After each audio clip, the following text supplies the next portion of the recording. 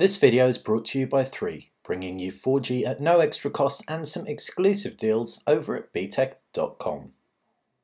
Hey guys, welcome to BTech. It is Basil here with the LG G3 and the Apple iPhone 5S. The 5S and the G3 are both flagships, even though they couldn't look more different if they tried. 5.5-inch Quad HD display on the G3, pixel density of 536. It's a mind-blowing screen. The iPhone 5S kind of set it, well, the iPhone in general kind of set a standard for screen, but it's fallen way behind now with its pixel density of around 326. Still, the 4-inch panel looks perfectly respectable, given the fact it's such good quality, and it's an LCD display too. If we take a look at the key design highlights, we can see we can wake the G3 up by double tapping the screen. You've got front-facing cameras on both.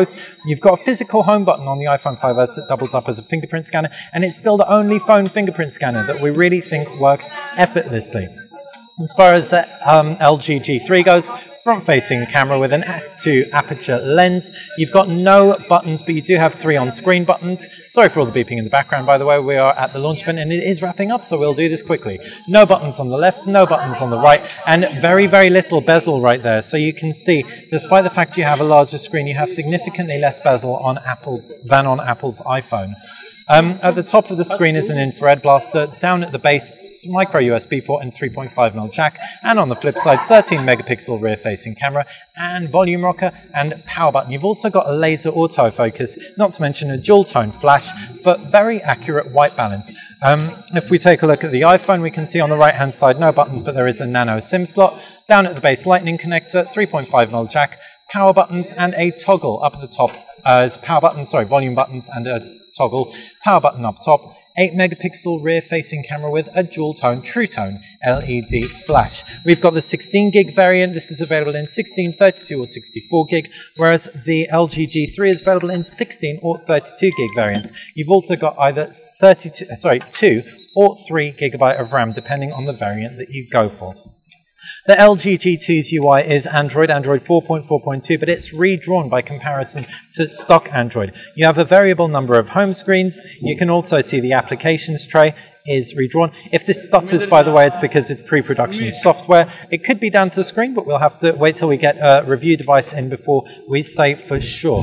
Pulling down, we can also see you've got the notifications tray, swipe notifications out of the way. You've also got some quick toggles and brightness and in-call controls. If we swipe through the iPhone, we can see iOS is relatively simple. You've got applications, you've got folders, you've got a pull-down bar, which isn't actually quite as intuitive as the notifications tray on Android, and you've got a pull-up bar from the bottom where you can toggle some key quick settings.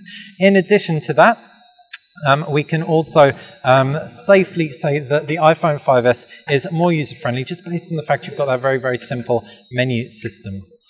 As far as internals go, you have a Qualcomm Snapdragon 801 processor inside the LG G2, clocked at 2.5 gigahertz, so it should be super snappy playing all the games on the Google Play Store. The iPhone 5S is the latest device on the scene playing all the iOS games. However, it won't be quite as good for playing games just based on the screen size and the fact it's very easy to cover up that side-mounted speaker. The speaker on this device is around the back. Connectivity includes 4G on both devices, so you have Cat4 LTE on the LG G3. Both devices have Bluetooth, Wi-Fi, and there's NFC and an infrared blaster on the LG G3, whereas there are none of those on the iPhone 5S.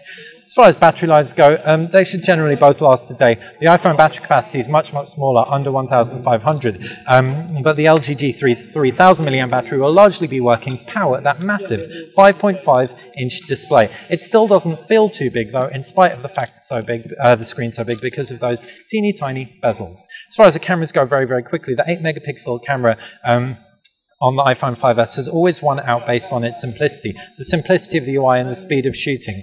LG hopes to speed up shooting even more with that autofocus. We can jump into it now and we can see the camera UI is very, very simple. We have it set to front-facing camera, and we can flip it around, and we can actually minimize everything. So all you need to do to take pictures is tap the screen, and it will take the picture. If we expand the settings, we can see we can also do it with the shutter release. And on the left-hand side, you can see some key settings right there, but nothing too complicated.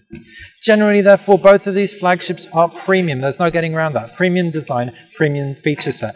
The LG G3 is going to be the one for the multimedia powerhouses. Anyone who wants a smaller device, iPhone 5S is probably still going to be the one for you. Very, very premium, along with the Sony Xperia Z1 Compact, and yet offering a huge, huge amount of functionality and power. If you've got any questions about either of these devices, ping them in the comments section below. Hopefully you've enjoyed the video. Make sure if you have, you'll subscribe to the channel and head over to BTech where you can find the latest in smartphones, tablets, smart gadgets, and some awesome deals as well. Thanks for watching.